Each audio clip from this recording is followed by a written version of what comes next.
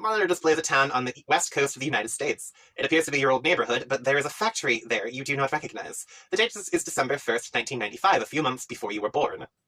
Zoom in. An old woman is escorted by her son on a lovely day. A target has been locked over the gentleman's mother. A meteor overhead looms unnoticed. Was this John's doing? Or was it already set to happen? They witness the destruction of the facility. Collateral damage to a corporation owned by a renowned billionaire explorer. A mystery begins. We switch to a monitor displaying a view of a remote island in the Pacific on December 3rd, 1995. Wait. Is this 2 days? Wait, is this the same year? 2 days after the destruction of the Betty Crocker facility?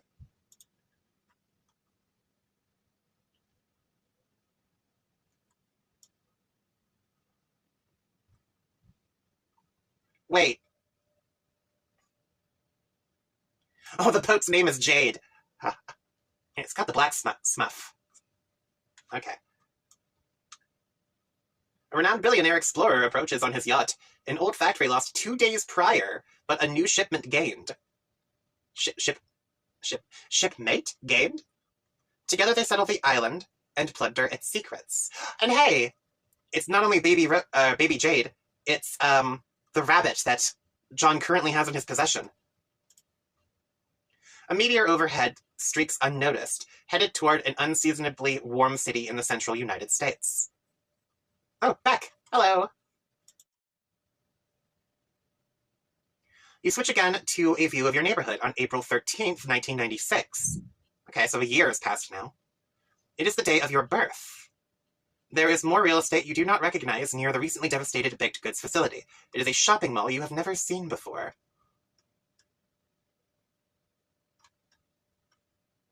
That makes sense, because isn't John's house supposed to be right around here? Zoom in.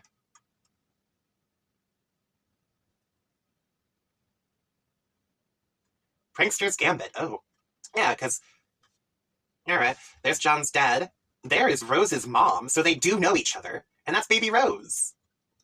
A professional lady and new mother has traveled from the opposite coast at the behest of a famous and wealthy scientist to study one of numerous recent celestial anomalies while he is on expedition. She notices a meteor overhead on collision course with a quaint family joke shop. A distinguished gentleman notices the lady and comes outside to greet her, oblivious to the threat above. The gentleman's mother remains inside, busying herself with a tall bookshelf, a ladder, and a rather hefty, unabridged joke book. An old mother lost today, but a new son gained. Sassaka! Oh my god.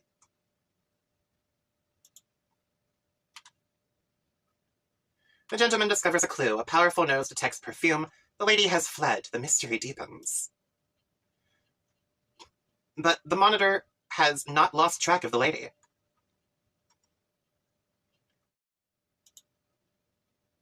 Oh, these two are having a reunion. Okay. Oh! Oh, is that why his Silodex is brown? It's his wallet? Fetch Modus wallet. Yeah, that's actually quite practical. Okay.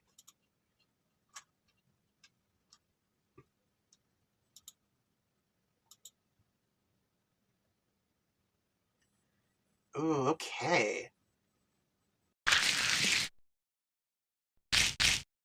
Howdy everybody, welcome back to another weekend reaction with the Homestuck webcomic, where last time we got hit by a lot of weird-ass information. Apparently, John did some weird shit last time. He accidentally cloned, both his friends and his friends' parental figures. Which just adds a whole new layer of complexity to this weird-ass storyline. And I'm not too certain if I'm okay with that.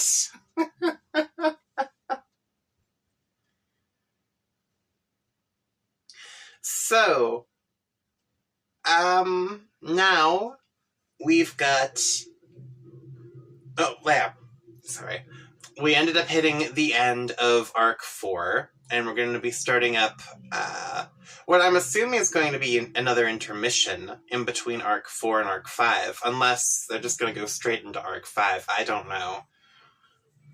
I haven't gone ahead to look yet. But yeah, Arc 4 ended with this really long and potentially copyright restricted animation, because I'm pretty certain it was playing a specific copyrighted song from an old-ass film. It had words, which is probably the worst possible thing this comic could have done to me.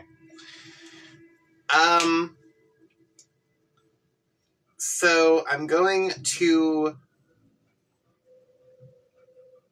just jump right into this.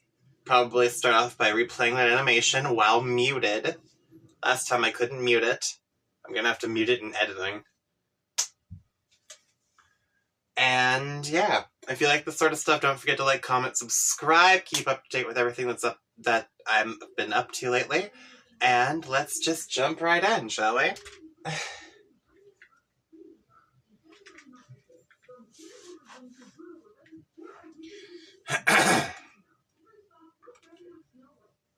Alright, so here we go.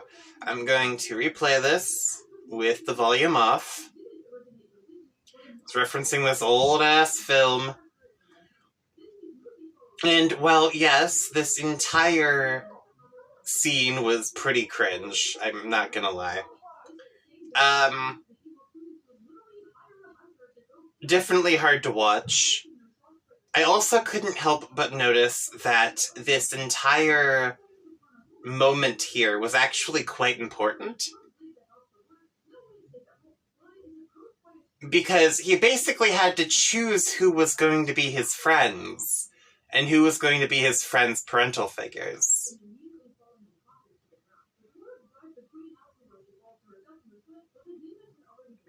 And honestly, that is an insane situation for him to be in.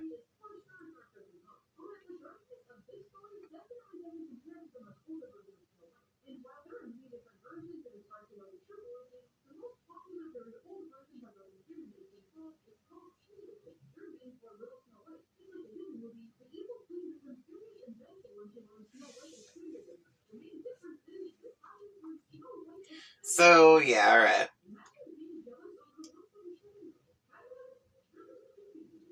This is stupid. Yeah, right.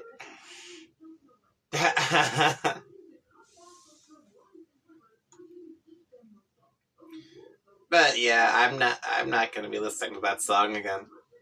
This is really depressing. And I feel bad for this idiot having to watch this.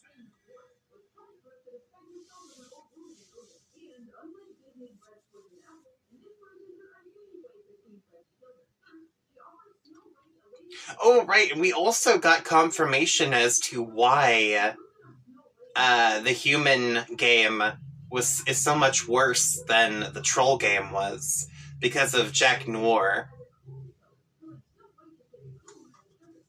He, amped up the difficulty of their game and actively broke certain details in the background of the game that weren't supposed to break.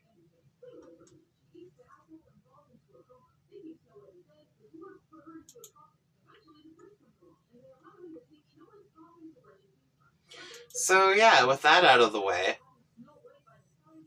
What? No, don't dupe me like this! It'll be a few more pages. Psych! No! I have been psyched. Dave, get trolled by GC. Why is there blood on your hands? Oh, right, you dumped your own body out the window. I forgot about that.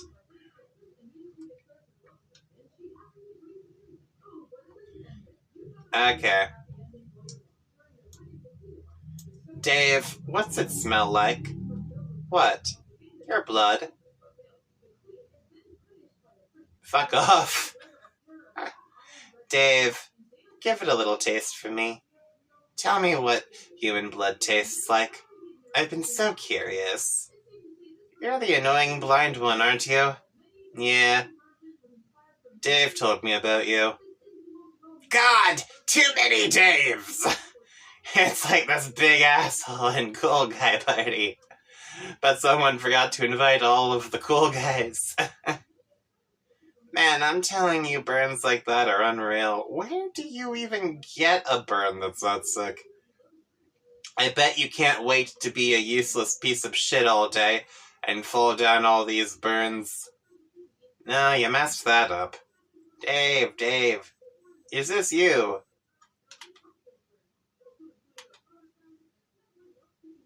Wait, shit, it's another link.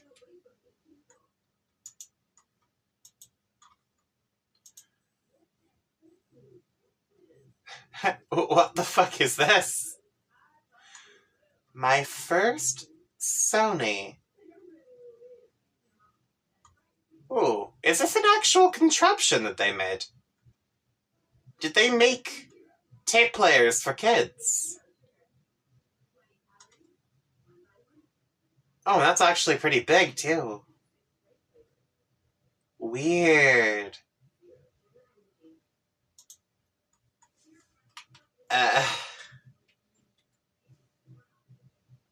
Okay, laughter. Did you try to draw shades on his face and miss what's...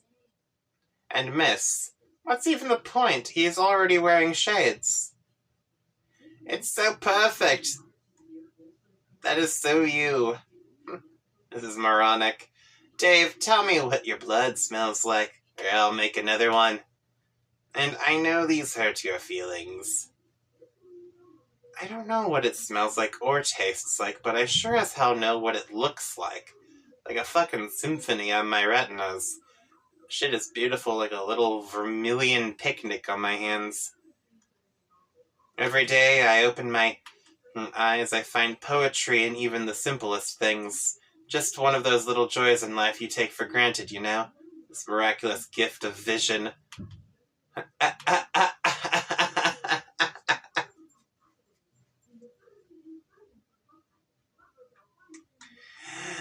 Dave, check it out. I figured it out. This has got to be you. Another one? Why does she keep comparing him to people?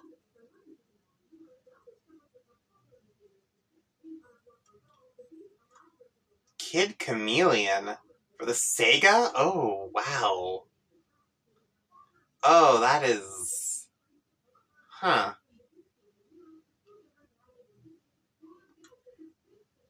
Weird.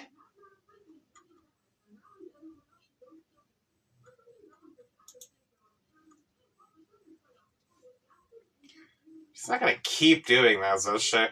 I could give myself a hernia trying to be as big a douche as that guy. I could try, but it would wind up like a motorcycle stunt gone horribly wrong. My broken body would flop and tumble around like a rag doll. Oh god, I can't breathe. And yet, as much as that guy's the tooliest dude I could ever hope to meet, he and I would still get along famously, because we can both see... Just him and me having a sea party, like a couple of eagle-eyed pros peeping shit up into the wee hours. Dave, can I come to your sea party? I guess, but you'll have to be careful not to stumble around and bumping into all the gorgeous masterpieces hanging around everywhere. God, so beautiful and to look at with my perfect eyesight. Can I lick the paintings? Yeah, that's fine. Jade, get trolled by AT. Okay. Jade is asleep.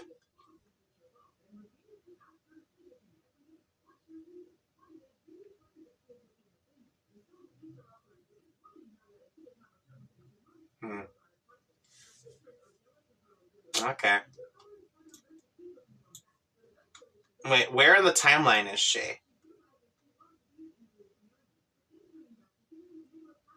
Dude, she hasn't...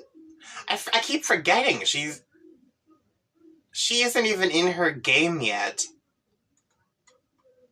Why is Jade being held back so much by all the other players?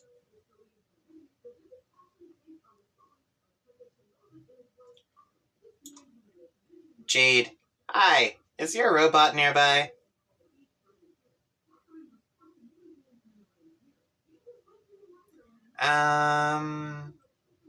Where you can type because you are asleep? Oh, yes, it appears so. Okay, in that case, are you having a pleasant nap? I guess. I've been pretty busy here. I've had to stay asleep for a long time because John is supposed to wake up soon, but he just won't wake up. I'm pretty sure I'm supposed to be the one to wake him, but I don't know what to do. Huh? Oh, sorry. I was looking to see if I could see him be awake in the future. But I can't see in his dreams or anything.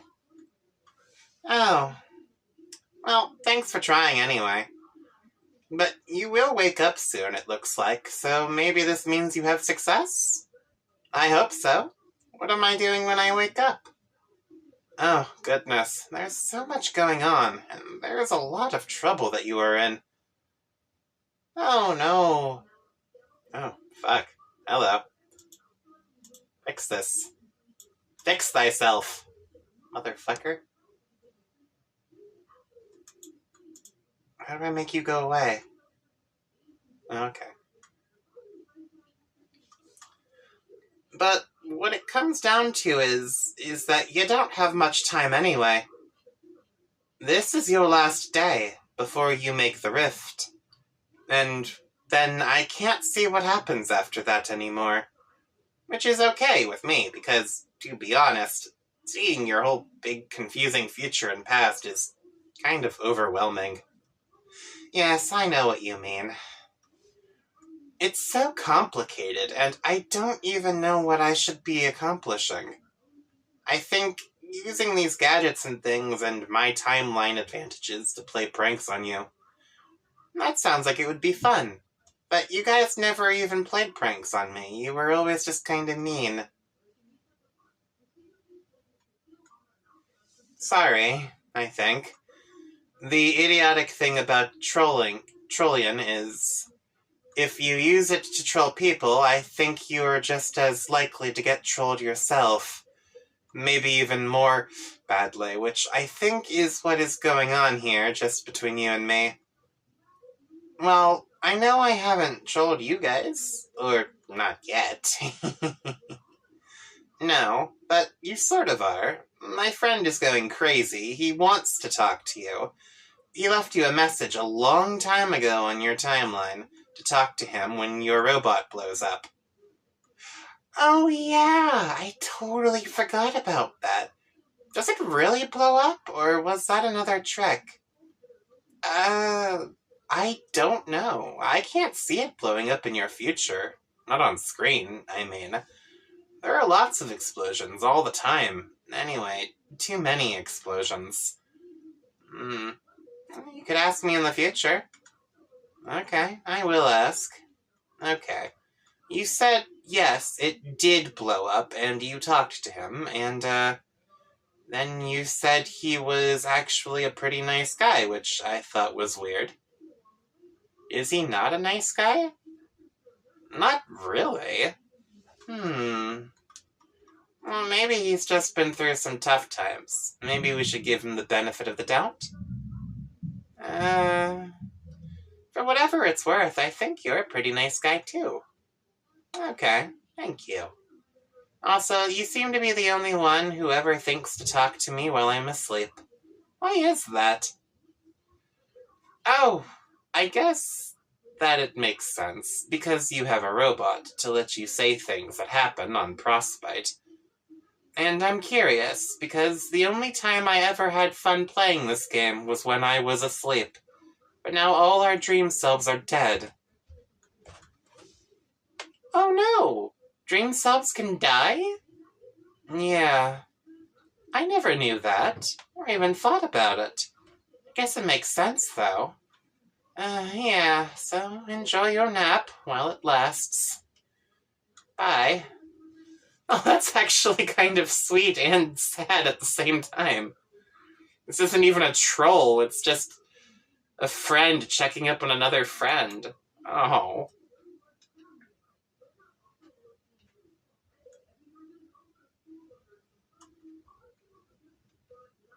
Oh, you ass. Oh, I see what you did. Unless he actually is dead and you're just reminiscing. I can't tell anymore. Okay. Rose, get trolled by GA.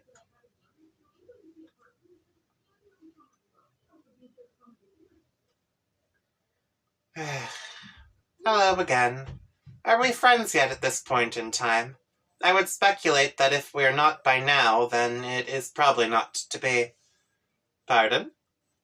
Furthermore, which Rose have you chosen to be this time? The stupid Rose or the smart Rose? I'm a little busy. It sounds like you're attempting to be the smart Rose this time. Please take note of the subtle scorn underlying the selection of the word attempting. Smart Rose should get a kick out of that. Smart Rose is all about subtle scorn, isn't she? That sounds about right. Whereas Dumb Rose doesn't capitalize letters even when discussing the proper names of human monsters in Earth cinema. I think you should establish a greater commitment to a single role-playing scenario. Honestly, I was looking forward to playing along and reading your Dumb Rose script for our next conversation, but it turned out there was a perfectly logical explanation for it all. Imagine my disappointment, while I imagine yours once you finally catch on. I suddenly don't understand anything. What are you talking about?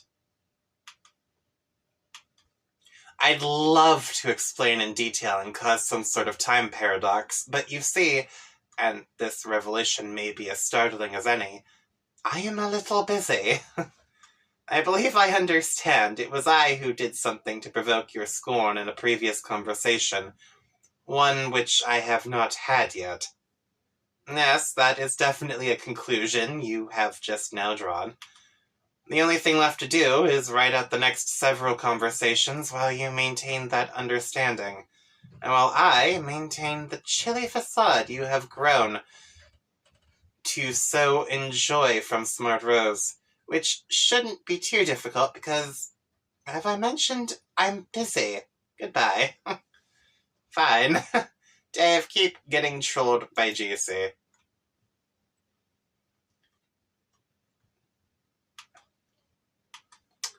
Dave, I finally got it!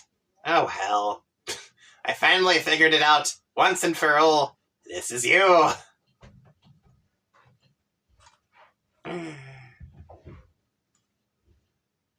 Oh, God. What now? Back to the Future Pinball! Oh, no!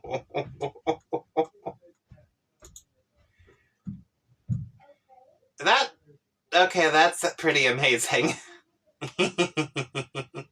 Oh God, it's so perfect. Just a cool dude and his bro right there, adventuring through time and playing pinball. And bro heaven together. Tell me that isn't so fucking perfect. Hey, speaking of which, where is my bro anyway? I haven't seen him at all since I got here. Dave Sprite doesn't know. You can see everything that goes on, right? Or, like, smell it or whatever? How does that even work? How do you use a computer and know what's going on? It doesn't make sense. My face doesn't make sense. Dave, your face doesn't make... Damn it. But actually, your face does make sense to my nose. And my tongue. Ew. I'm sorry, Dave, that you will never experience the sensory bouquet that I enjoy every day. That I ensconce myself in like a warm and comfy bathrobe made of flavor and melody. Oh, okay. It's the dumbest and most far-fetched explanation imaginable. Okay, got it. Anyway, I don't know where your bro is. As far as I can tell, you never see him again between now and the rift. Too bad he won't be around to bail you out again, like he did when you entered. Man, don't remind me about that. So embarrassing. It's okay, I won't tell John about it. I know that's what you're worried about. Okay, cool. But look, you don't need to be upset about not having your bro to lean on anymore. He's upset. About time the dude gave me a little space. Blech. Okay, whatever you say. But that's not the point. The point is, I will help you instead, Dave. Is that cool? I guess. I know everything that's going to happen to you. I can tell you before it happens. So you can be ready. And not have to go back in time and get killed all the time. And stand on a toilet looking at your own blood for 10 minutes. Alright, so what's next? First you go through the gate. And when you go through, you will go to another place in your wild cherry lava land.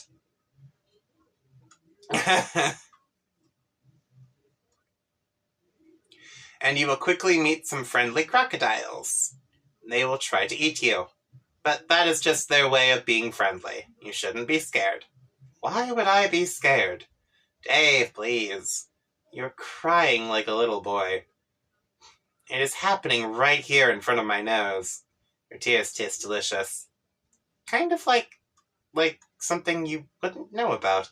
A troll delicacy called cotton candy. We have cotton candy.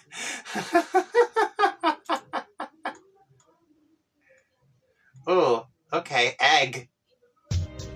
Egg. I feel like this is kind of misplaced, but alright. At least we get to see a little bit of Dave's thing now. Oh, the brother!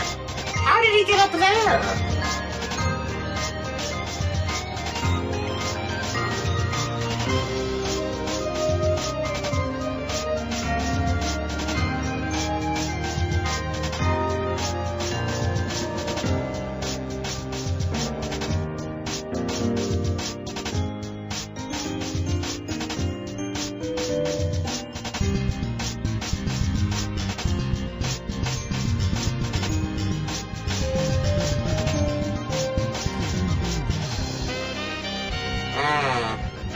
Jack Noir.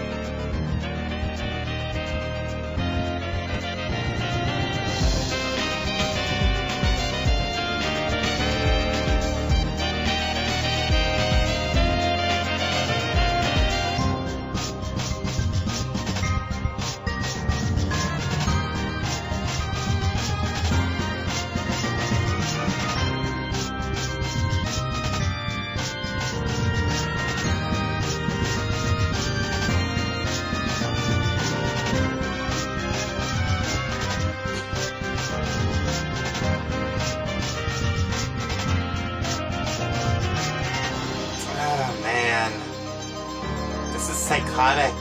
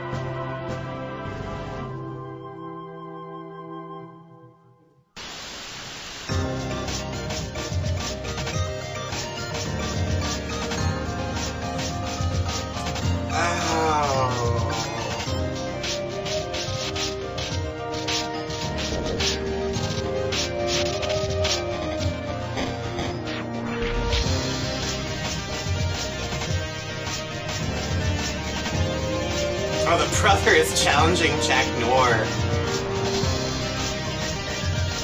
Alright.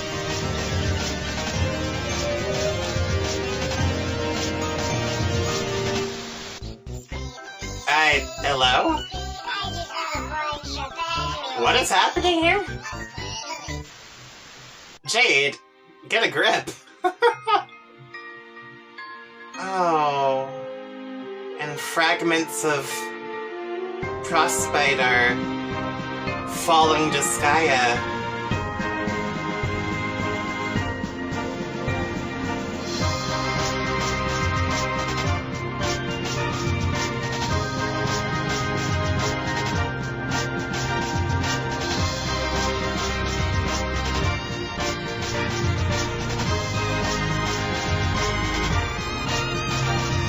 Oh, that's why the robot blows up.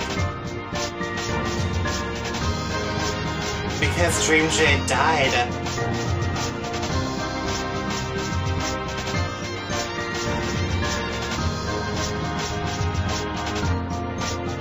And the cycle continues.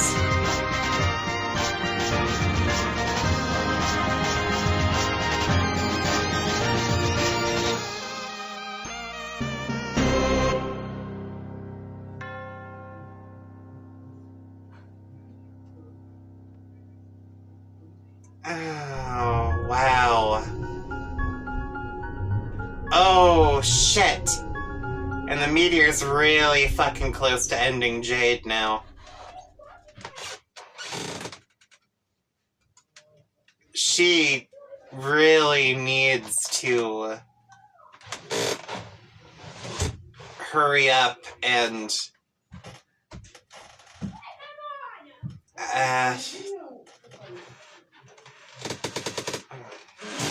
really?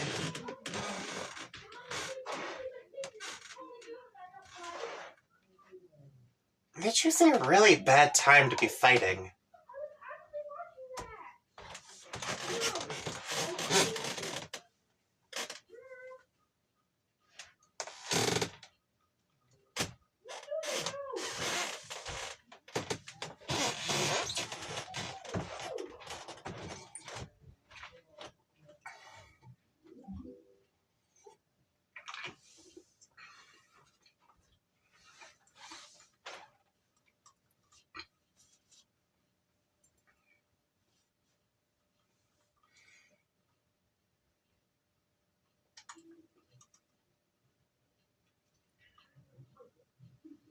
Alright, anyway.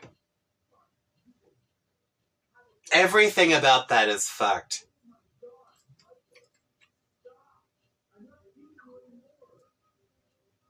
And I am only at half my time. Oh my god.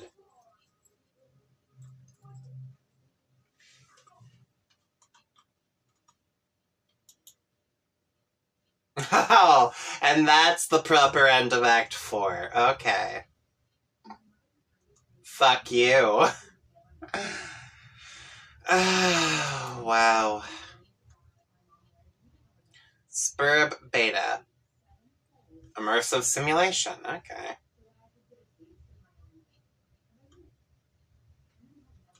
I forgot about these. I'm glad they're still doing this.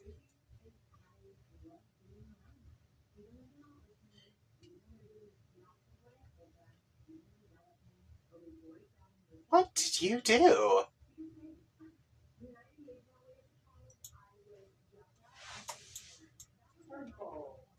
Rose. Egress. Okay. Hold up.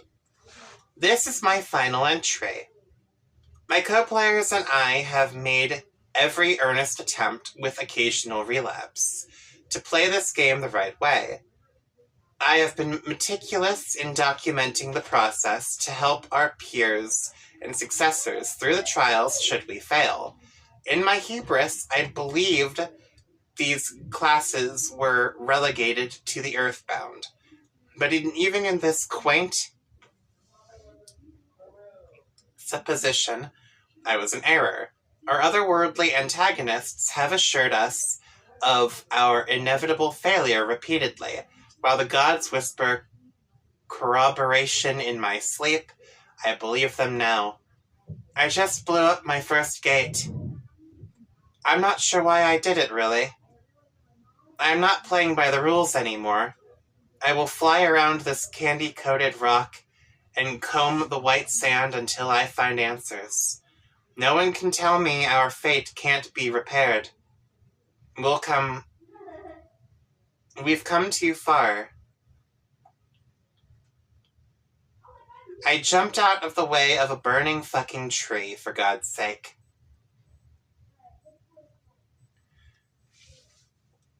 I have used a spell to rip this walkthrough from Earth's decaying network and sealed it in one of the servers floating in the furthest ring. The gods may disperse the signal throughout the cosmos as they wish. Perhaps it will be of use to past or future species who, like us, have been ensnared by Skya's malevolent tendrils. In case it wasn't clear, magic is real. Pardon my egress, you're on your own now. RL.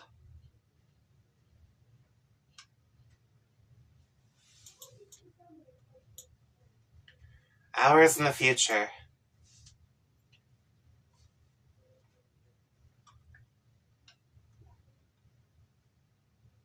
Only hours?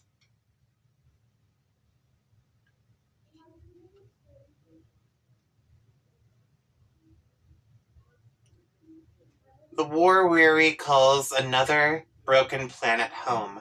Another cloth, his garb, land in rags, fit for the wayward. A villain becomes a vagabond. The recent past is recalled.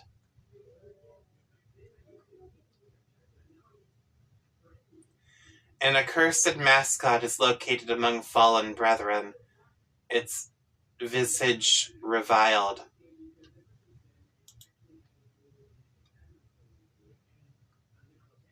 A rag of souls drifts from the heavens, its owner a mystery.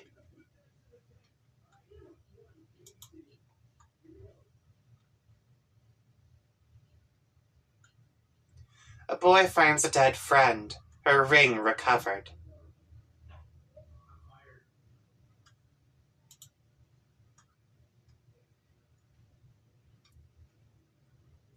The boy sees himself in a cloud, his destination revealed. Hours in the future.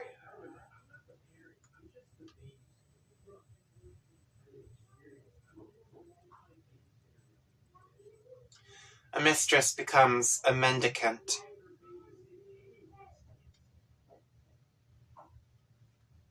The recent past is recalled.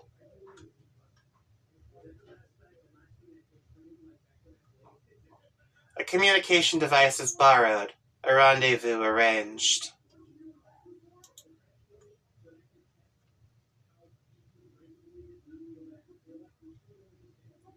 The Slayer is summoned, the collateral represented. Presented? Okay.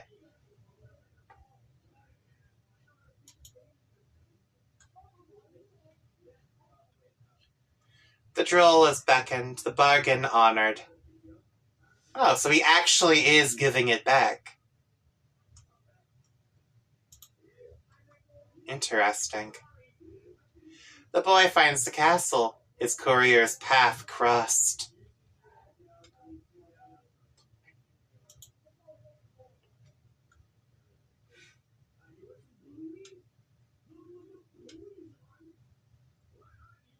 The mail is delivered and obligation satisfied.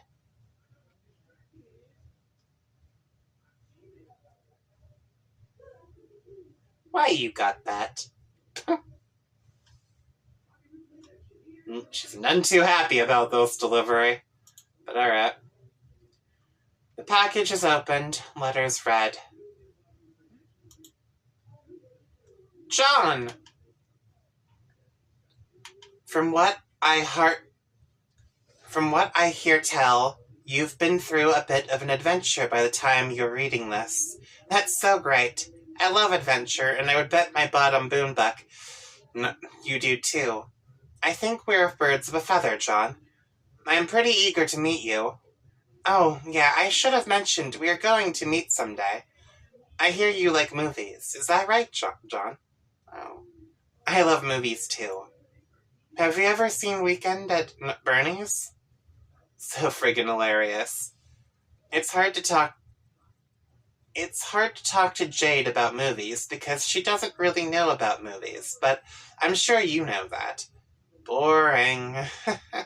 Just kidding, Jade. You know I love you, and I think you're a blast.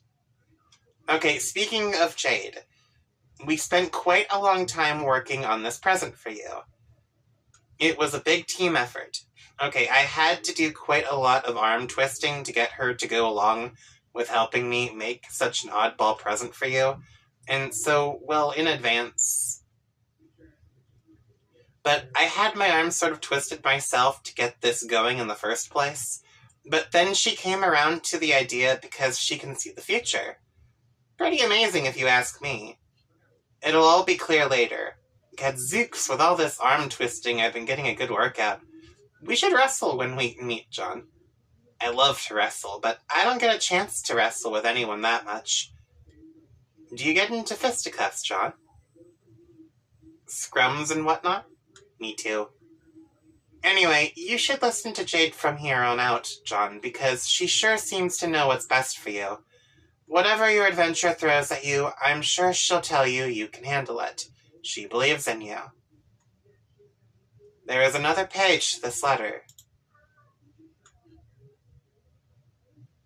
This is another letter from a different author.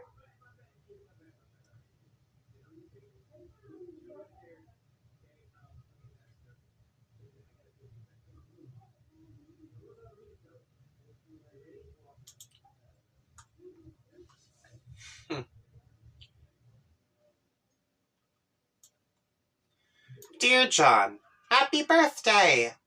Even though it's super late and you probably went through a lot of trouble to get it, I really hope this present cheers you up. You looked so sad while you were reading my letter.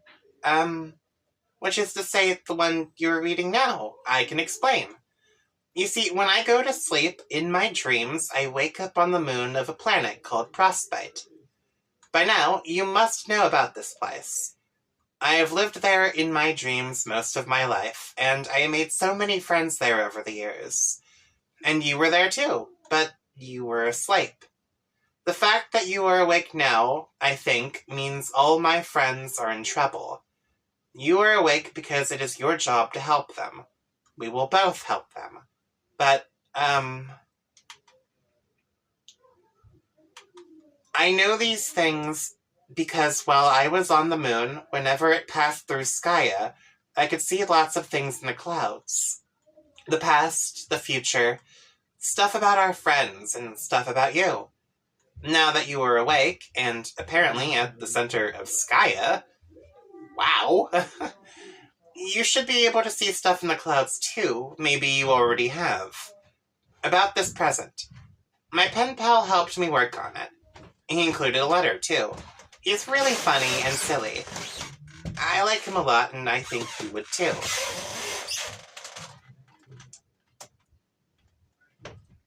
It took a long time between the two of us. And sure, the present looks like a fun and completely ridiculous thing to get, but it is also really important. You're getting it exactly when you need it most. Maybe that's hard to believe, but it's true. I saw it happen already. I don't see everything, John, and I definitely don't know everything that's going to happen. But when I do know something, I always try to do my best to help people in the future. When I'm supposed to, that is. You'll get the hang of it. John, I am really looking forward to seeing you when you wake up. It's been nice playing with my Prospitian friends and all, but also kind of lonely knowing you were in the other tower sleeping and having lousy dreams. I'm not sure where I am when you are reading this, but I'm sure I'll make it down to where you are soon. Geez, how did you get down there? Oh, well, I'll find out. I can't wait to fly around the moon with you and show you all my favorite places. It'll be so much fun. Jade. Oh.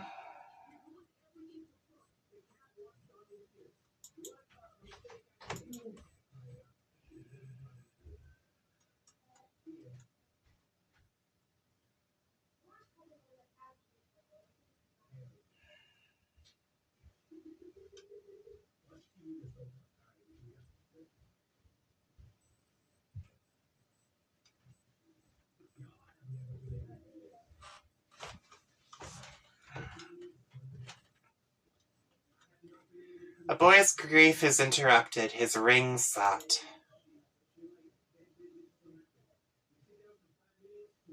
Girl, what did you do?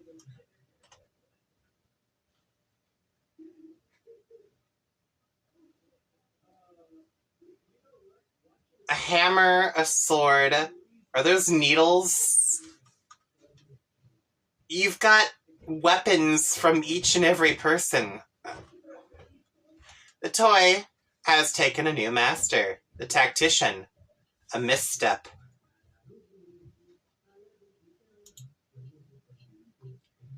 Check. Oh. Oh no. Hours in the future.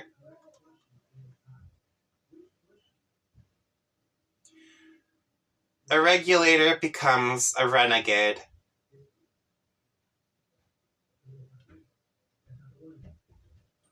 The recent past is recalled. A temple is fled and soon revisited. A nearby laboratory is also revisited, its satellites dispatched. A sleeping boy is found, rumbling ominous.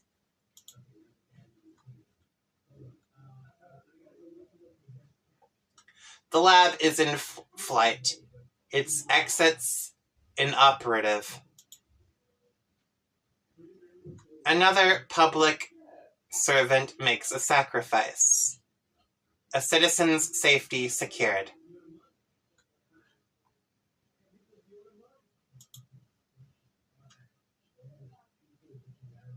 A tyrant is retreating. A battleship landing.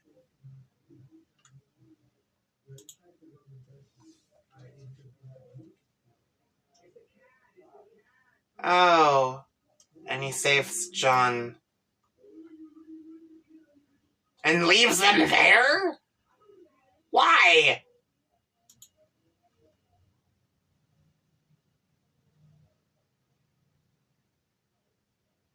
Oh, that wasn't John, that was...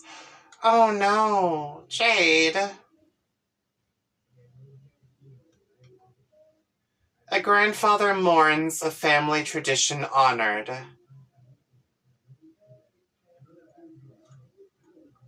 He taxidermied her.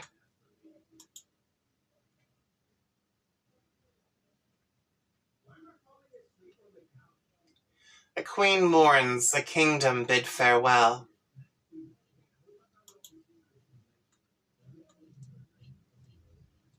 Her journey through the windswept must be walked alone. Her entourage bid farewell.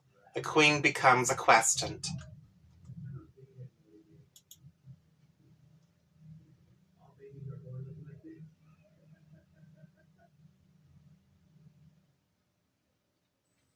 Oh, because the brother cut the meteor in half. The egg ship was cut in half. Oh. Oh,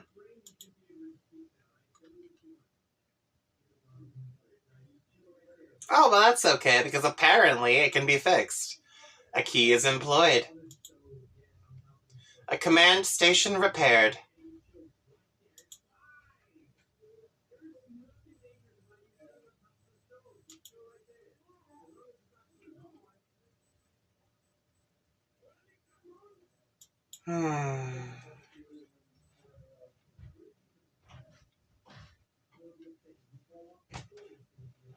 Wait, how long has he had that?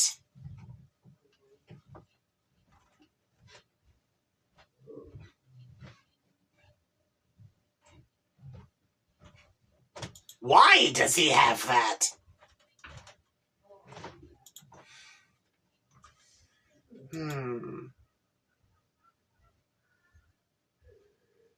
Oh, John has to hide the ring.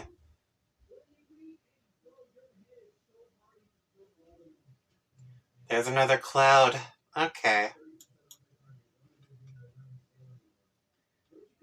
And inside a dark laboratory unused for years. And inside a fourth wall, pilfered from a bureaucrat's office and absconded with years ago. Harley. Oh. Oh.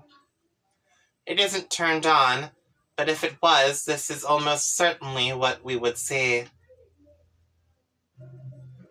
Oh.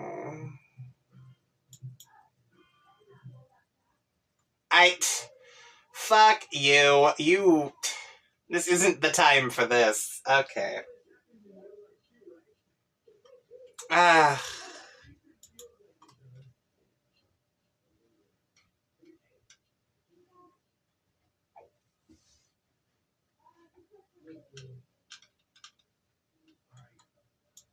Alright. Let's see here. Picking up from where we left off. I typed a really long recap, then some other stuff happened. CG, Gallows Calibrator, helped John fly to the second gate, which took him to Rose's world. Okay. Land of Light and Rain.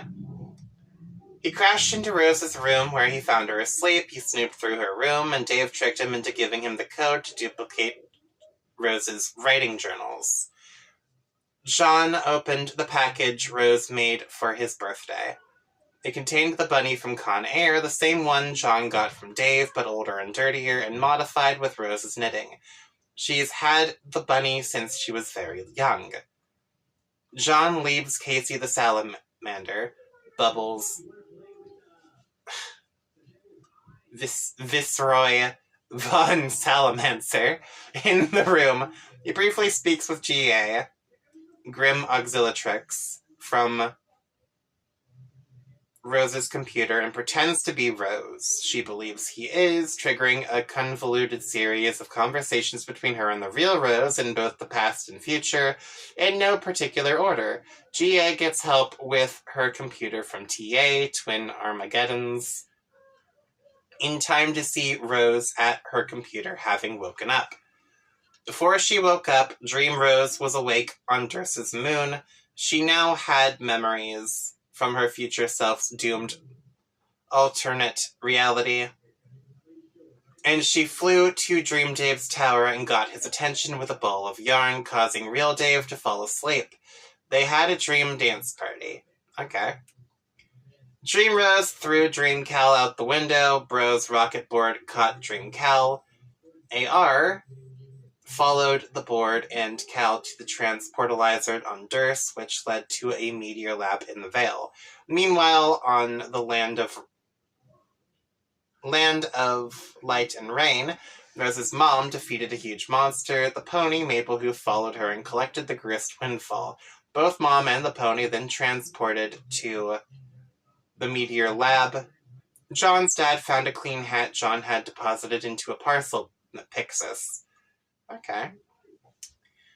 Dad followed Jade's grandpa, who was carrying John's Sassacre book, into some ruins. They both transported to the meteor lab too.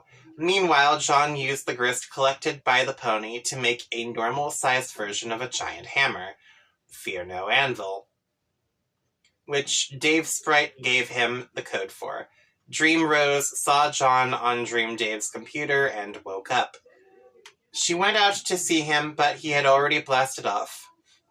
He took the mutant kitten, Vodka Mutiny, Dr. Meowgun Spangler, with him. Is there a reason for all of this? Okay. John found the ruins that Mom and the pony went into.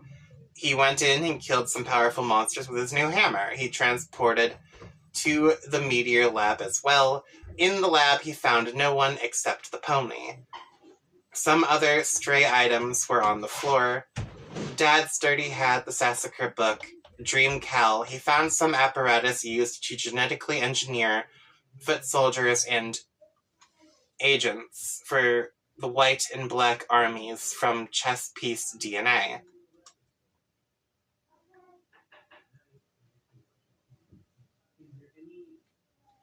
He also found a junior ectobiologist's lab suit in a series of terminals which, much like those the exiles would find in the far future. He would use this apparatus to create paradox clones of himself, his friends, and their guardians. Meanwhile, AR surfed Bro's rocket board to a different meteor containing the Frog Temple that would later root itself near Jade's Island. Inside, he found the same time capsule she would find later. He also found some more lab equipment used for ectobiology. This equipment would soon be used to create Becoral, a mutated combination of the genes from an ordinary dog in the early 20th century, and the DNA code in one of Rose's journals. AR hides in the lab when he hears one of Jack's henchmen, the draconian dignitary DD, is carrying Rose's duplicated journals, which he stole from Dave, and Dave's beta, which was used as a bookmark. He discards the beta into the time capsule. Millions of years later, from the capsule's perspective, Jade would retrieve that beta and use it to connect with Dave, allowing him to enter the medium. Dave created the journal duplicates after an extensive alchemy binge. Rose, too, had a similar alchemy session, and both kids upgraded their weapons and gear. Rose made a pair of needle wands crossed with her grimoire and took up the art of dark magic. She used this magic to burn her journal, thus destroying the genetic code. She was advised to do so by the gods of the furthest ring, whom she was now able to communicate with in her dreams. The gods live far beyond the veil and advise the children of the Moon of Durst and serve as the counterpart to the role Skaya plays for children of Prospite's Moon. They deemed the code, which would inevitably be used to create Becoral, to be dangerous. Dave decided to destroy his copy too, but when he went back to his room, he discovered they were stolen. He also found his own dead body, which apparently was him from the very near future, attempting to go back in time and stop the thief. DD. Alright. Dave decided not to attempt any more time travel and disposed of the body. GC, Gallows Calibrator, discussed the matter with him and pledged to help him by telling him his future along the way, so that he would not have to face the death of more future selves or suffer the sort of embarrassment he went through while entering the medium. Okay. Previously unseen, the way Dave entered the medium was as follows. As the large meteor was bearing down on his city, Dave climbed the radio tower on top of his building with his broken sword in hand to reach the nest built by the Crow Sprite. The sprite guarded the egg, which, unknown to Dave, simply needed time to hatch before he could enter. The sprite pecked his head and he fell. He was saved by Bro's rocket board. Meanwhile, Bro was on top of the meteor, riding it as it descended. He used his sword to chop it in half, splitting it into two pieces, diverting the initial impact from their building to two separate impact sites. He thus bought a little more time for the egg to hatch, which it did, just before their location was consumed by the blasts. On Prospite's Moon, PM prepared to depart for the battlefield at the center of Skaya to seek the king's counsel on what to do with the queen's ring. She was tailed by another of Noor's lackeys, the courtyard droll. CD picked her pocket and stole the ring. Okay. PM departed via shuttle to Skaya. Dream Jade then clobbered CD and recovered the ring. She tried it on, but its power has no effect on humans. Later, CD would travel to the battlefield and continue tailing PM. The battlefield is a planet at the center of Skaya. It undergoes transformation with each player that enters the medium and each new prototyped kernel introduced. It starts as a simple 3x3 chessboard, with 2 kings in perpetual stalemate, and expands to a larger board, the more exotic collection of pieces with the first player entering. Then it becomes a much larger cube with the second player, and then an even larger sphere with oceans, trees, mountains, and pastures with the third. It presumably will transform again with the fourth. Okay. The armies of the Black and White Kingdoms duel there. Soldiers are airlifted from meteor facilities in the Vale to supply the manpower. Enormous mutant chess-like monsters stalk the landscape. The 2 kings command their armies from the field. They each have a scepter that serves a similar purpose to the queen's rings. When activated, a scepter causes a king to be a giant and bear the properties of all the prototypings. A king is able to deactivate a scepter, to hand it off to another so that they will not be affected in that way. When the Black King captures the White King's scepter, the reckoning begins. The reckoning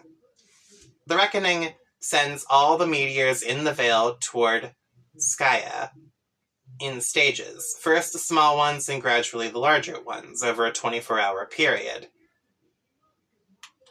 There was a war-weary villain on the battlefield who was a simple farmer and was tired of the conflict. XVIV united a band of soldiers from both armies to lead a rebellion against the Black King.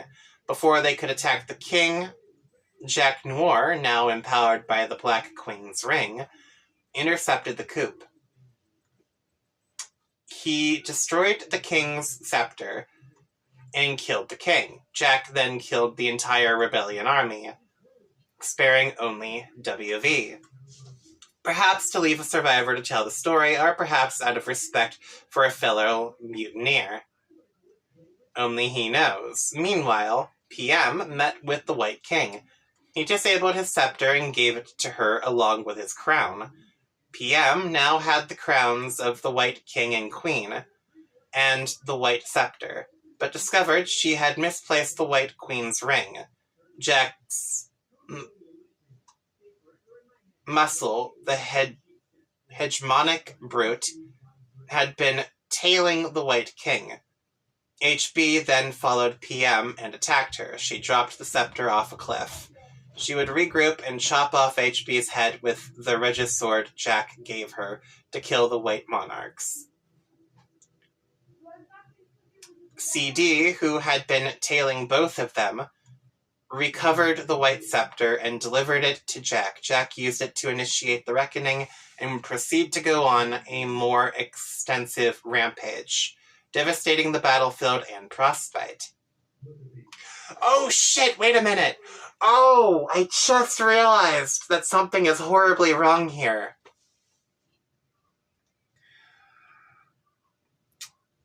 The White Ring and the White Scepter are still in operation. Jack Noir does not have either of those two objects, as far as I can tell. And both the White King and the White Queen are still alive.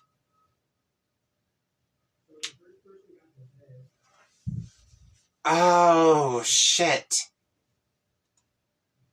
That actually overcomplicates things even more. Okay. Back in the Meteor Lab, John began the ectobiology session, which appeared to have been prepared for him in advance by the Guardians, who had just been there. The 4 monitors were all locked onto the kids' Guardians at certain points in time, each on the day of one of the kids' birth. On Jade's birthday, Nana was locked onto in John's neighborhood by the Betty Crocker factory. The meteor carrying baby Jade crashed into the factory and destroyed it. Her grandpa, the owner of that factory, would adopt her. Alright. John's dad witnessed and would spend years investigating. On Dave's birthday, Grandpa was locked onto while he was on his yacht, pioneering the island for the first time. He was sailing with baby Jade. Overhead, there was the meteor-carrying baby Dave, which would crash into Bro's favorite record shop.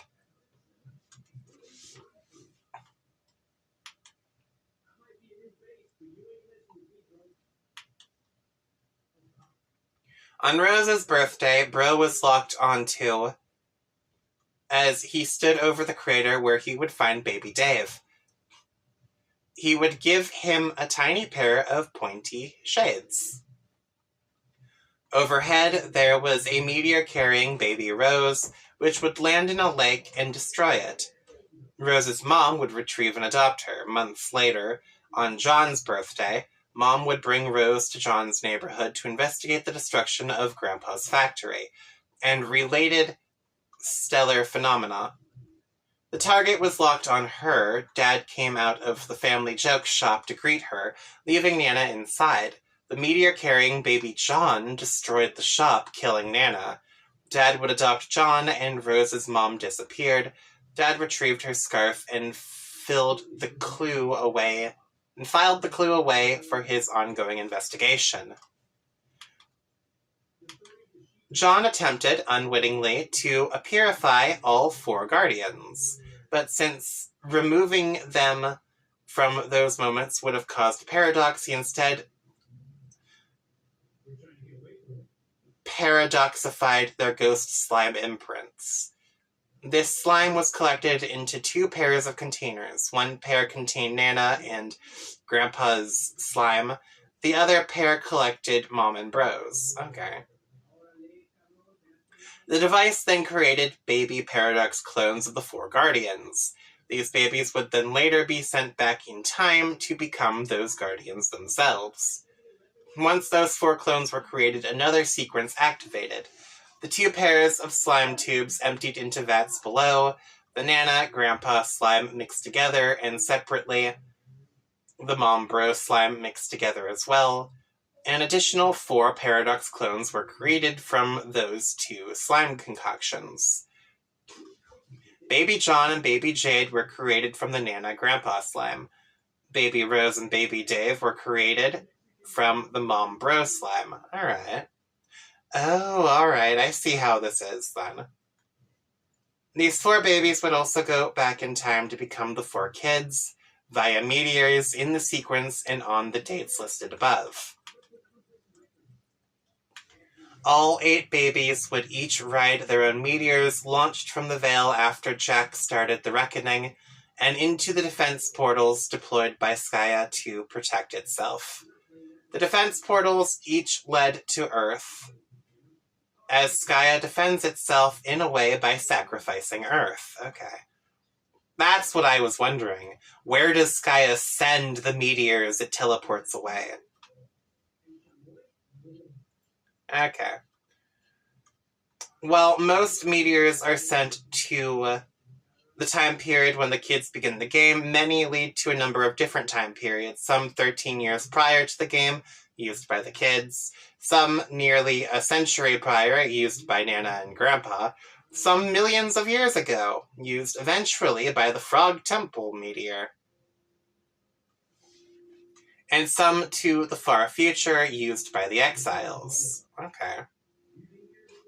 And all 8 of them would travel with an object or animal. John with his Sassacre book, which would become the much older-looking family heirloom stored in Dad's safe, with Nana Sprite's inscription to John on it. Rose with the dirty bunny Dave gave John for his birthday. Dave with the pony, Maple Hoof. Jade with the knit-repaired bunny Rose got John for his birthday, which Rose cherished since birth. Okay. Nana with Dad's dirty hat. Mom with Mutini, Meowgun. Grandpa with 2 flintlock pistols, which older Grandpa left behind for him in the lab. Which would eventually both wind up in Jade's room. then Bro with Dream Cowl, which would later be fitted with a new personalized shirt and would become Real Cal, the same doll that would haunt Dave's waking life and consequently his dreams. Okay.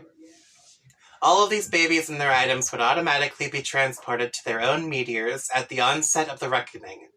John made absolutely sure to give Baby Rose and Jade their bunnies when he saw an opportunity to reenact a scene from one of his favorite movies, much to the dismay of a watching CG carcinogenicist.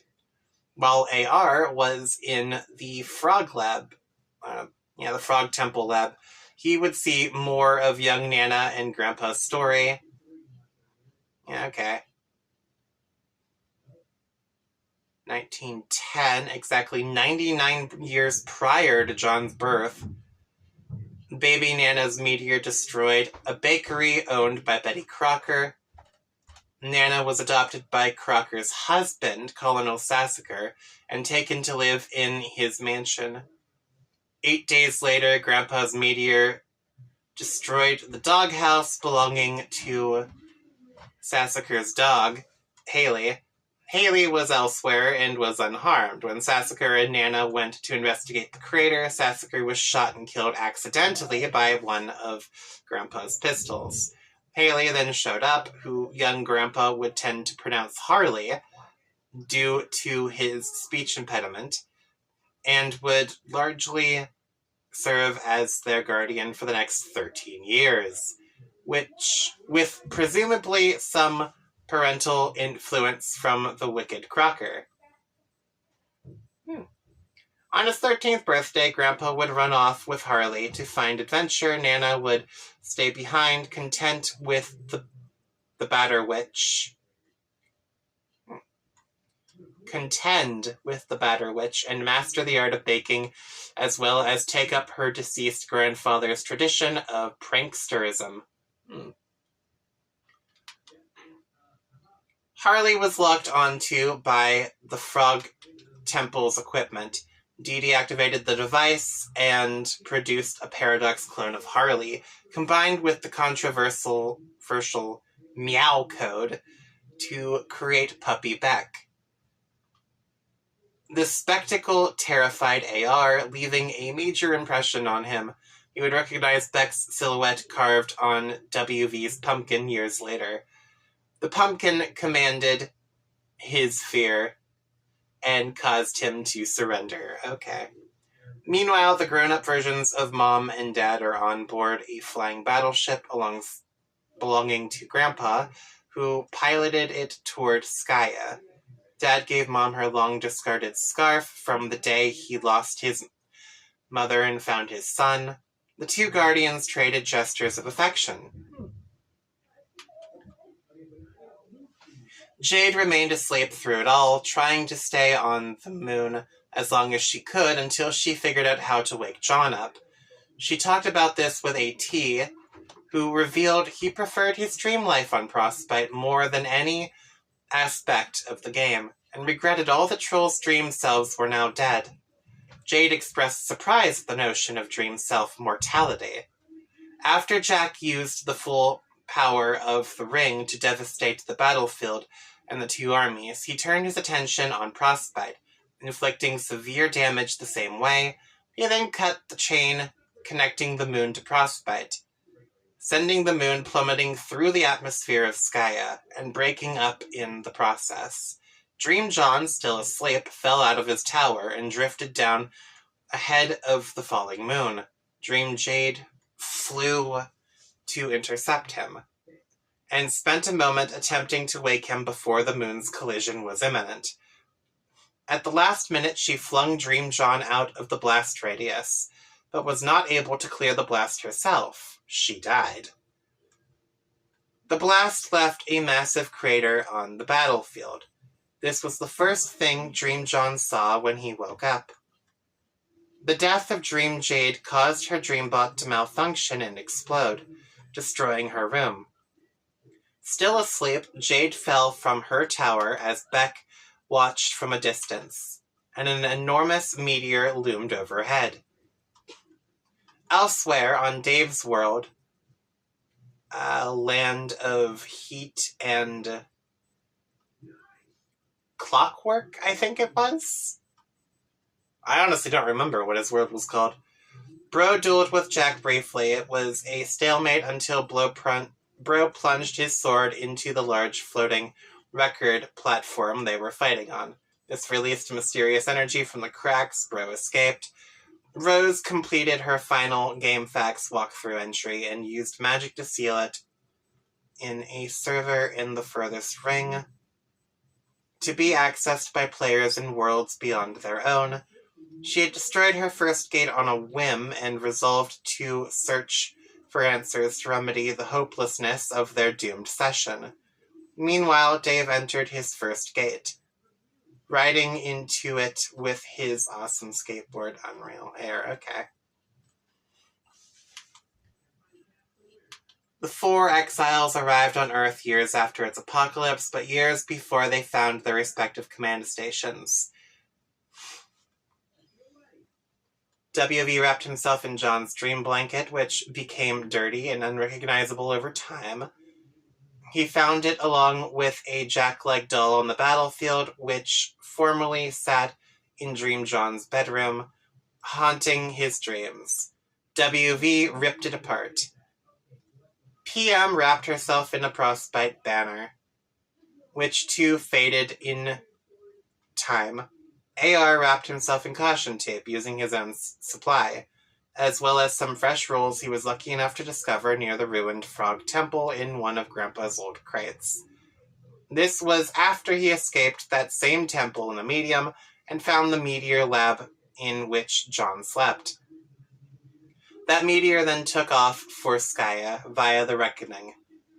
AR tapped John to the rocket board and cast him off before the meteor went through a portal. Thus, AR became exiled. WQ exiled herself with an entourage on a royal cruiser and landed on Earth. She departed on a solo quest, leaving her people to their own devices. She discovered her command station, a large egg broken in 2 pieces in the 2 large craters made by Dave's split meteor. She used a key to repair the egg station and teleported to the present location of the exiles, the Frog Ruins at night, 413 years after the apocalypse of Earth. It's pretty lengthy. On the battlefield, Dream John found Dream Jade's body. He was sad and confused and took her ring as a keepsake. Later, Grandpa would land his ship on the battlefield, find and recover her body, and use it to create a stuffed trophy as a memorial, as per the proud family tradition. He would depart in his ship and leave Mom and Dad behind. Okay. John saw a vision in a cloud, directing him where to go.